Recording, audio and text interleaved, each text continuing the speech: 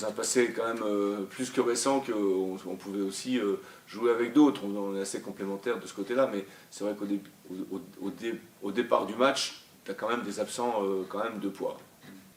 J'ai changé de surface quasiment chaque jour, c'est très très compliqué. Voilà, la semaine dernière, le terrain était très gras, après il était très sec, notre terrain de compétition c'est pareil. À un moment donné, quand tu joues sur de la terre, c'est dur. Hein. Ça résonne énormément, donc c'est sûr que ça favorise, c'est une évidence, les blessures, notamment sur la période hivernale. Ou alors tu n'as pas de chance, mais je veux dire, tu as des mollets tout d'un coup alors que tu n'en as jamais, donc c'est des choses, il ne faut pas les minimiser. Il faut juste qu'on en soit bien conscient dans l'environnement du club, parce on en est conscient, hein, mais voilà, c'est toujours un peu compliqué quand tu rentres dans le sprint final, d'avoir la moitié de ton équipe sur le flanc, alors que depuis quasiment 6 mois, tu as eu très peu de blessés. Il faut savoir que ce n'est pas des conditions faciles, c'est des conditions d'entraînement qui sont indignes d'une équipe de Ligue 2, et aujourd'hui les conditions de compétition qui sont catastrophiques.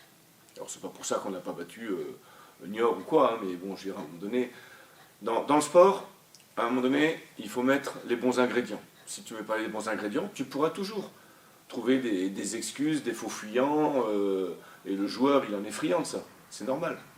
Quand tu joues sur un terrain qui est en état catastrophique, que tu demandes à tes joueurs de jouer en une touche, 2 touches pour déstabiliser l'adversaire, bah c'est moins facile que quand tu as un bon terrain. C'est tellement évident. Ouais, bon, après, voilà. J'espère juste qu'on n'aura pas à le regretter, parce que c'est certainement pas tous les ans que tu feras une saison comme ça. Franchement, je trouve que sur les 5 derniers matchs, on a le deuxième meilleur total de points derrière Clermont, 11 points sur 15. On peut dire qu'on est satisfait, quoi. Moi, je ne suis pas du tout satisfait, et c'est paradoxal. J'ai envie de dire, bon, bah, si on peut continuer à faire une victoire à nul jusqu'à la fin, pour moi, c'est très très satisfaisant. Maintenant, je trouve qu'on flirte, on est borderline, on marque dernière minute contre Guingamp, dernière minute contre Nancy, on revient au score contre Niort. Bon voilà, ça ne sera pas tous les jours la fête, hein, ni dimanche, donc à un moment donné, il va falloir qu'on soit un peu plus dans l'action que dans la réaction. Et encore ce match de Niort avant-hier, à la mi-temps, il te laisse un goût quand même particulièrement amer. Où tu es là, en plus tu prends un penalty qui est imaginaire, en plus, mais toujours est-il que tu n'es pas forcément non plus tu vois, sur la possibilité de mettre l'adversaire en difficulté, et comme par hasard, et ce n'est pas uniquement dû au rentrant ou au changement de système, parce qu'on a joué à 2 attaquants en deuxième mi-temps, où on a été quand même très performant. Je trouve qu'on on avait simplement un autre comportement, beaucoup plus dans la dynamique, beaucoup plus dans la dépense, dans les appels, enfin, je parle sur le plan offensif. Après, évidemment, tu t'ouvres, hein, parce que contre Niort, s'il joue bien les contres, tu peux aussi te faire avoir, mais ça, à un moment donné, tu ne peux pas tout avoir non plus. Bah, non, c'est quelque chose qui nous a emmené sur un très bon classement. Donc, après, c'est peut-être dans notre... Après, peut-être qu'aussi les gens les adversaires sont plus coriaces aujourd'hui. Hein. Quand je vois Jean-Louis Garcia qui dit qu'on a perdu contre une grosse équipe du championnat, voilà, moi ça me fait, c'est sympa de la part de Jean-Louis, mais moi ça me fait un peu sourire. On n'est pas devenu non plus des épouvantails tout d'un coup, bien sûr au fil de la saison, mais on reste le GF38 avec une petite masse salariale, avec un petit budget, avec voilà, donc aujourd'hui si on est capable de bousculer même des grosses équipes, c'est qu'on a aussi une certaine qualité, il ne faut pas le nier, mais maintenant... Pas qu'on oublie non plus que nous, il ne s'agit pas de se présenter sur le terrain pour que ça soit facile, bien au contraire.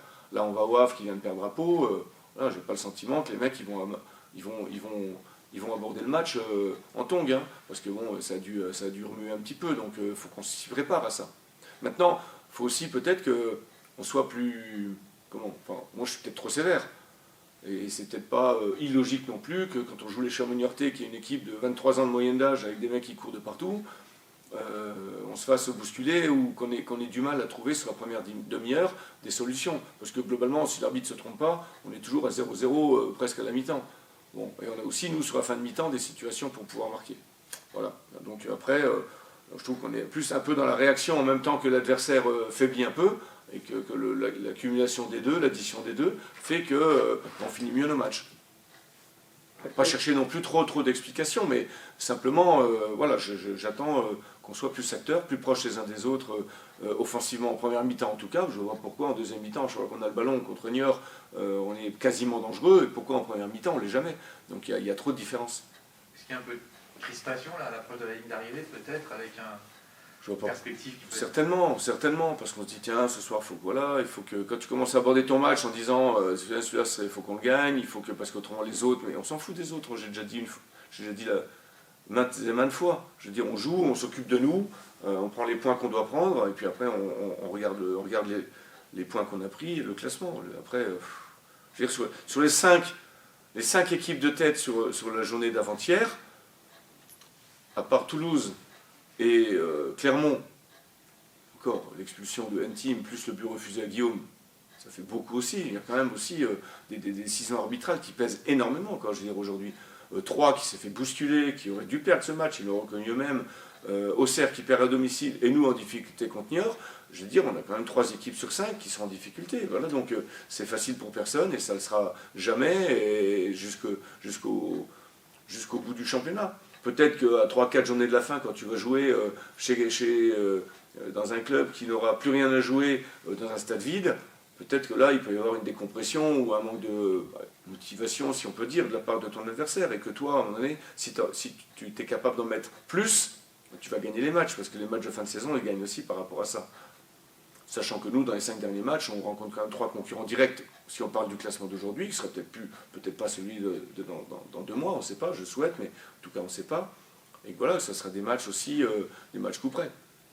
C'est un peu tout le paradoxe du championnat avec des équipes de tête qui marquent beaucoup de points et pourtant tous les matchs sont difficiles. Non, mais parce que nous, on n'a pas la capacité non plus à surpasser nos adversaires ou de temps en temps on peut être un peu meilleur sur des bouts de match, mais je ne suis pas sûr que les autres, même Clermont, etc., bon, c'est des périodes comme ça où à un moment donné on peut être très efficace. Je trouve que l'équipe la plus aboutie aujourd'hui, c'est Clermont. Je veux dire, ça ne prend pas de but, ça met 3-4 buts à chaque fois. Actuellement, chez eux, le tarif, c'est tu vas, tu en prends 3 minimum, je pense, depuis le mois de janvier, c'est ça.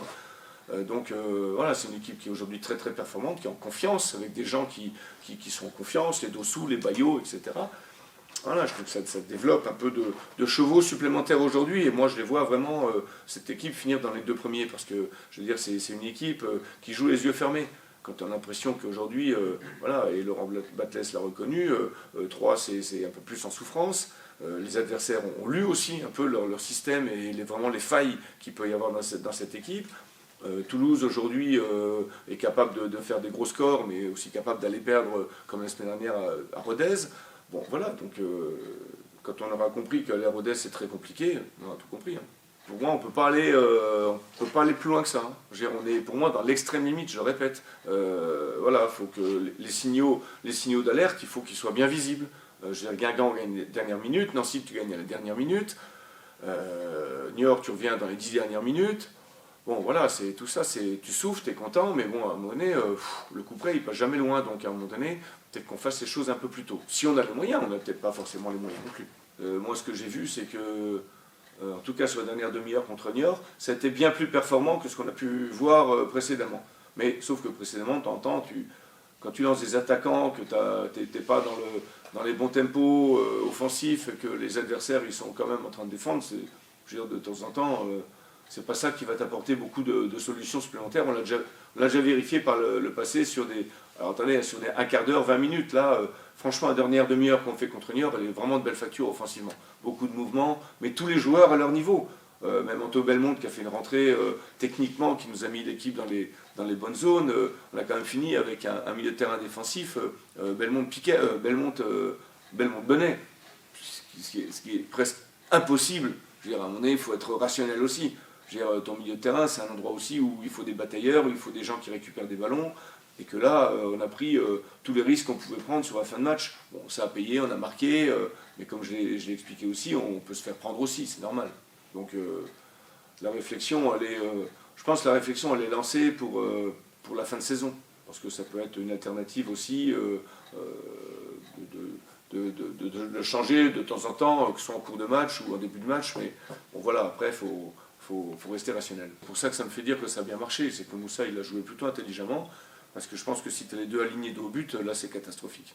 Donc voilà, ça ne peut pas marcher. Donc il nous faut quand même, ce qu'on a vu, mais on peut le faire aussi sans ça. Beaucoup plus de proximité entre les joueurs offensifs. Ce qui nous a manqué forcément en première mi-temps contre Niort. Nous, on avait notamment Mamadou qui était très très excentré là-bas, qu'on n'a pas beaucoup touché. Et je veux dire, on a besoin sur nos joueurs offensifs de beaucoup plus de mouvement. En plus, ils savent qu'ils doivent bouger.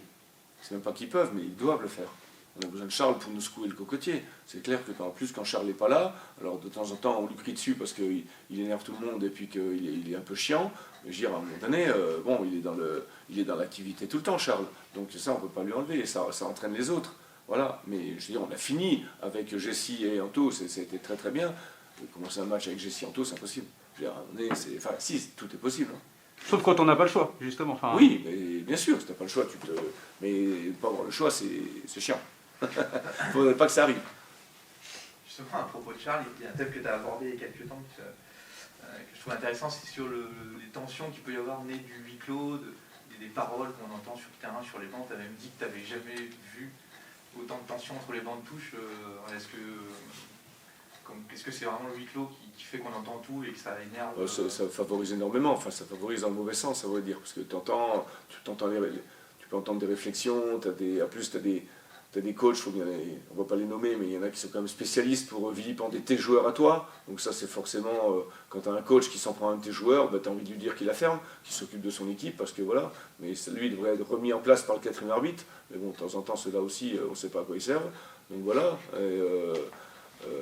Et voilà, je me suis déjà fait aussi attraper par quelques coachs, alors que moi je ne m'occupe jamais du banc de touche adverse.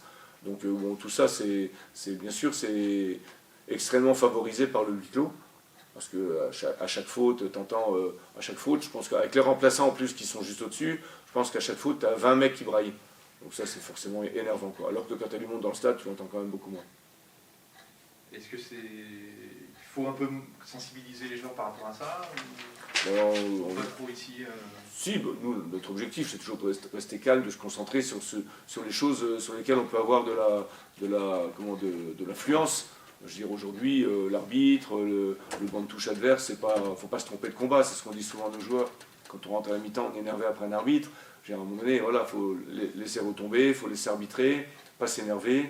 Pas la peine de s'énerver 107 ans pour une touche sur la ligne médiane. Normalement, une touche sur la ligne médiane, c'est pas quelque chose qui même si l'arbitre se trompe, ou tu penses en plus qu'il se trompe, parce que toi aussi tu es mauvaise foi, donc c'est encore pire.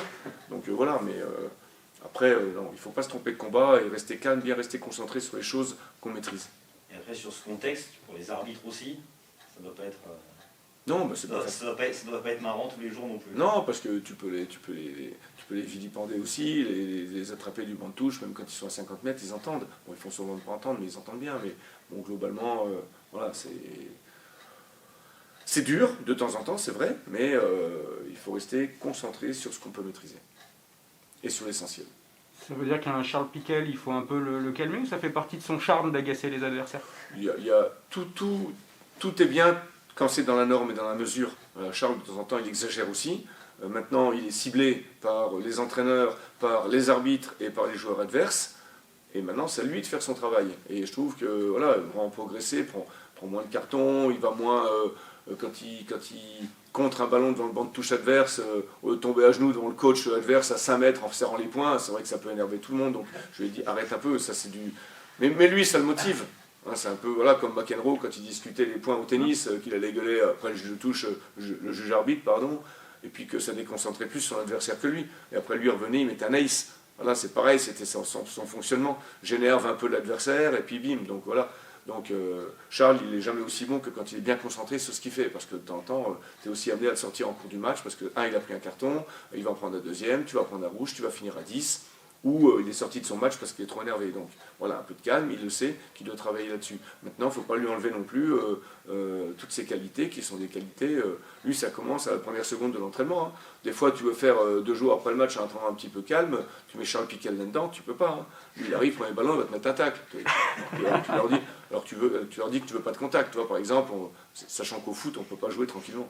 Tu peux échanger tranquillement au tennis contre Pierrick, tu vois, surtout quand il n'est pas en forme. Là, tu peux faire des balles tranquilles, tu vois, mais au foot, c'est pas possible.